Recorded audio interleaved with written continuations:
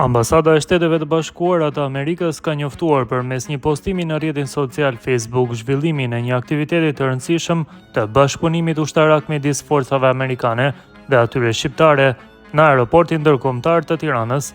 Ky bashkëpunim u realizua në kuadër të një ushtrimi të përbashkët trajnimi që synon forcimin e ndërveprimit dhe rritjen e gatishmërisë operacionale të forcave aleate të NATO-s. Sipas njoftimit, 106 Rescue Wing, një njësi e forcave ajrore të Shteteve të Bashkuara, u trajnua së bashku me helikopterët e forcave ajrore shqiptare gjatë një ushtrimi praktik për furnizimi me karburant.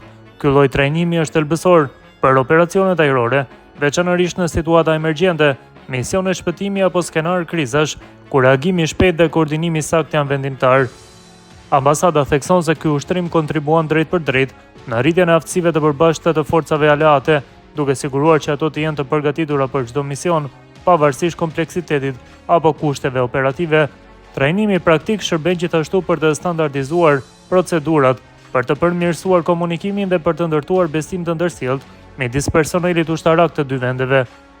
Në njoftim vjet në dukje se ky aktivitet është një shembull konkret i partneritetit të ngushtë midis Amerikës dhe Shqipërisë, një marrëdhënie që vazhdon të forcohet në kuadër të aleancës së NATO-s. Shqipëria si vend antar i NATO-s luan një rol të rëndësishëm në sigurinë rajonale dhe ndërkombëtare, ndërsa mbështetja dhe bashkëpunimi me SBA-n mbetet një shtyllë kyçe e këtij angazhimi.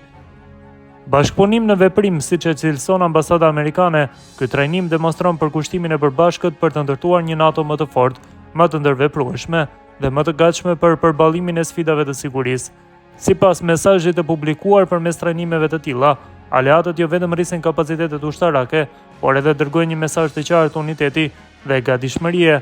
Në përfundim, ambasada amerikane nënvizon se përmes këtyre aktiviteteve të përbashkëta, Shtetet e Bashkuara dhe Shqipëria vazhdojnë të punojnë së bashku për një aleancë më të përgatitur dhe më të aftë për të garantuar paqen dhe sigurinë.